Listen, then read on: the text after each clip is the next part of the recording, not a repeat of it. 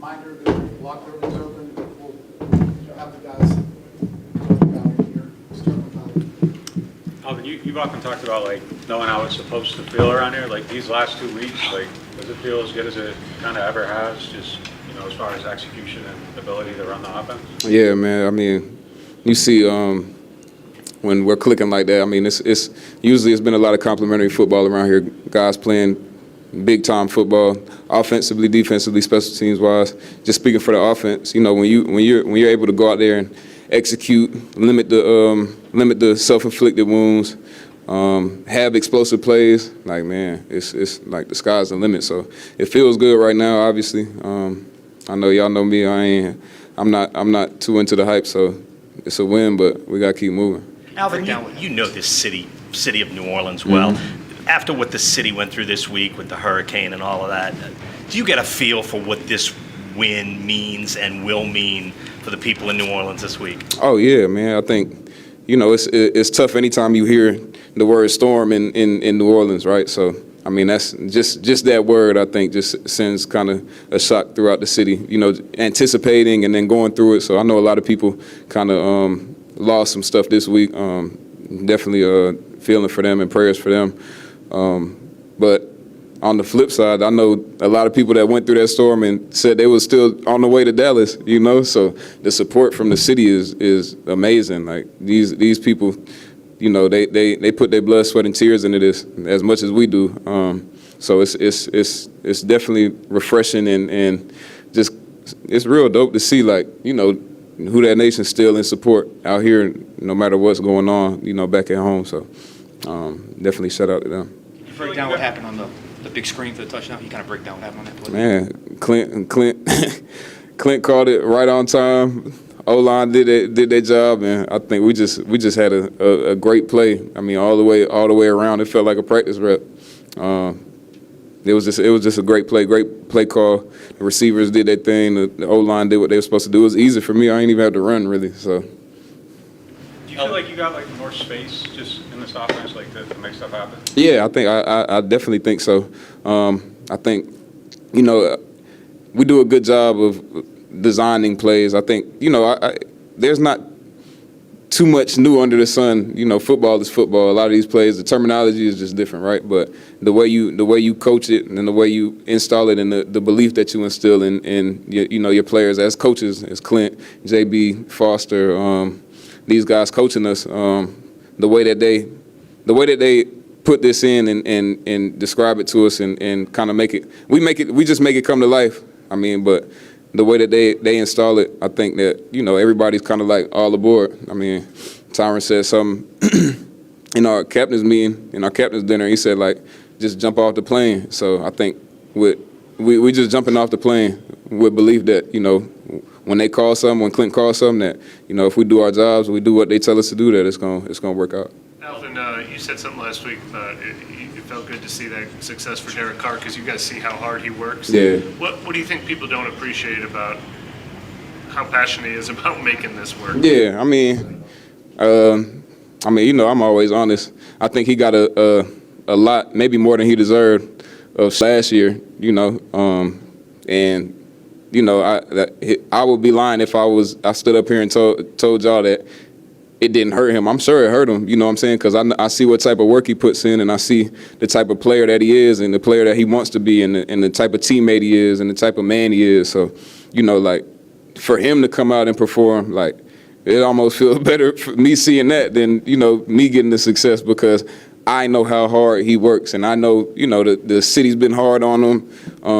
You coming in, you trying to fill the shoes of Drew Brees that's been, that guy for so long, and I mean that's hard for anyone to do. But I think Derek he's taking on the challenge. He's working hard and he just wants to lead. So we following the leader.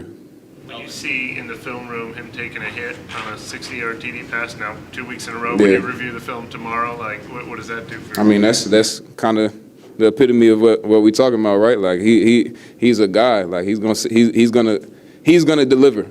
He wants to deliver. So, he'll sacrifice himself to go up there and give Shea the opportunity to go score a bit, make an explosive play.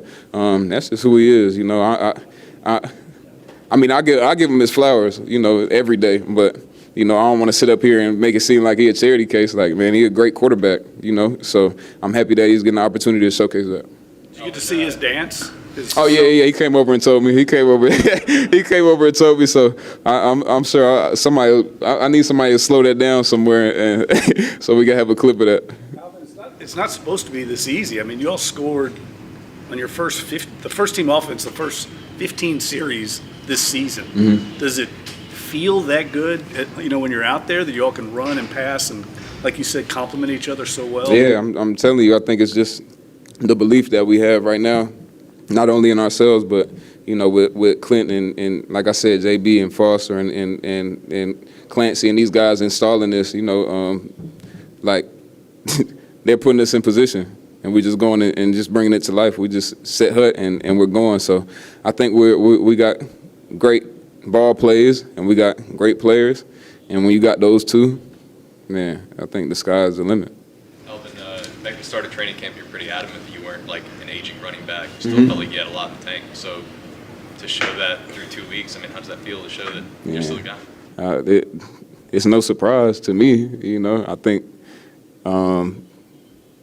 like I said, I don't look at a lot of news and stuff like that. You know, I usually got to receive news from my brother or something, or my mom mad if somebody said something about me. But I feel good, you know. I said, and I mean this. Like, I feel like I can play until I feel like I don't want to play, and that's what I'm gonna keep doing. It's fun. I feel like we're winning. I like being here. I like being around my teammates. I love the city.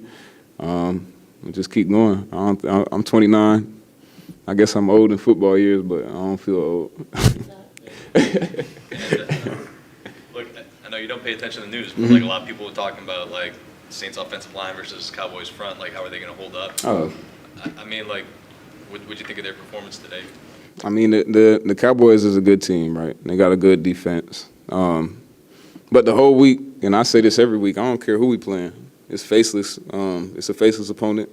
If you get too caught up looking at, you know, who's across from you, you miss what you got to do, what your assignment is.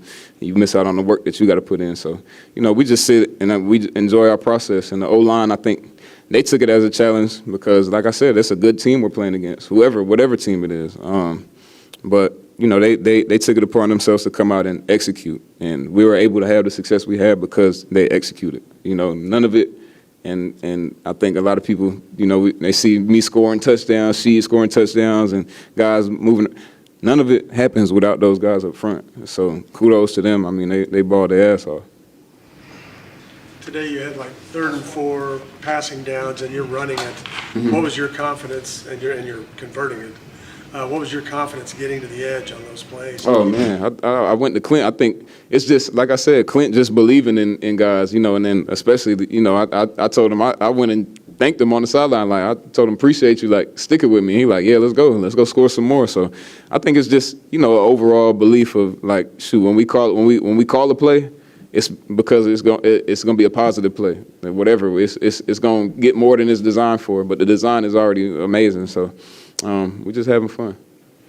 Appreciate y'all. Thank y'all. Thanks, Al.